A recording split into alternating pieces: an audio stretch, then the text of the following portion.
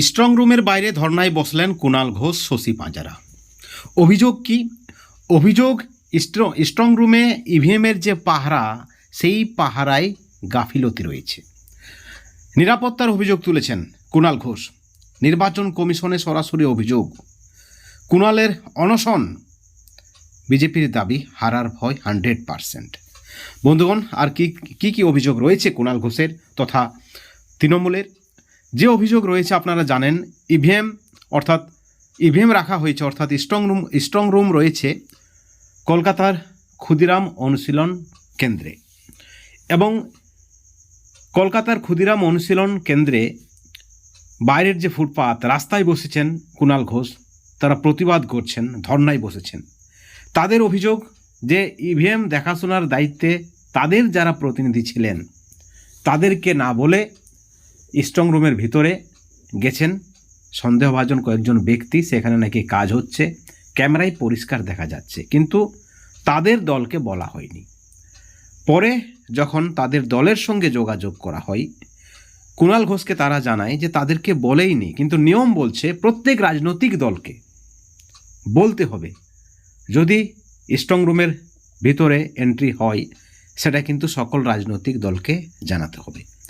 এবং সকল রাজনৈতিক দলের, তৃণমূলের, বিজেপির, কংগ্রেসের, সিপিআইএমের, আইএসএফের, প্রত্যেক রাজনৈতিক দলের প্রতিনিধি দল রয়েছে স্ট্রং রুমে। বন্ধুরা, আপনারা সকলে জানেন এই যে একটা আতঙ্ক, পুনর্নির্বাচনের আতঙ্ক, আগের ভিডিওতে আপনারা শুনলেন। এবার স্ট্রং রুমে গাফিলতির আতঙ্ক। অভিযোগ কি? ইভিএম নাকি পাল্টানো হবে। কারা পাল্টাবে ইভিএম পাল্টাবে বিজেপি ক্ষমতায় আসতে চলেছে। বিজেপির একটা হাওয়া আপনারা দেখেছেন পশ্চিমবাংলায়। মোদি, যোগী, অমিত শাহ থেকে শুরু করে বিজেপির তাবড় নেতৃত্বরা নির্বাচনের প্রচারে এসেছেন। তারপরেই একটা বিজেপির ভালো হাওয়া, এবং পশ্চিমবাংলার মানুষ চাই সরকার পরিবর্তন। সেখানে 2টি দফায় পশ্চিমবাংলার নির্বাচন সম্পন্ন হয়েছে, এবং তারপরেই কুণাল ঘোষের ঘুম উড়েছে, যেমনটা দাবি রাজনৈতিক মহলের। বন্ধুগণ, স্ট্রং রুমে ইভিএম গাফিলতি বা ইভিএম পাল্টানোর যে অভিযোগ, বা নির্বাচন কমিশন তাদের কথা শুনছে না, যেমনটা অভিযোগ, নিরাপত্তার দাবি জানিয়েছেন কুণাল ঘোষ। ইভিএম পাল্টে ফেলা হবে, ইভিএম কারচুপি করা হবে। কুণাল ঘোষের দাবি, যারা ভোট পেয়েছেন, যারা নিশ্চিত জিতছেন, তাদেরই তো ভয় থাকার কথা। বন্ধুগণ, এই ভিডিওর পরিপ্রেক্ষিতে বা কুণাল ঘোষের সঙ্গে কি আপনারা সহমত?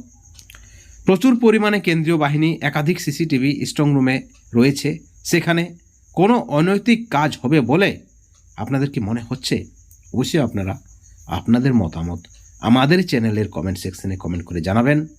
হারার ভয় 100% নাকি অভিযোগ সত্য, কি মনে হয়? অবশ্যই কমেন্ট করবেন এবং পরবর্তী আপডেটের জন্য অবশ্যই চ্যানেলে নজর রাখবেন। ভালো থাকবেন, সুস্থ থাকবেন, কিন্তু কোনো ধরনের প্ররোচনা থেকে, কোনো ধরনের হিংসা থেকে দূরে থাকবেন। Thank you so much.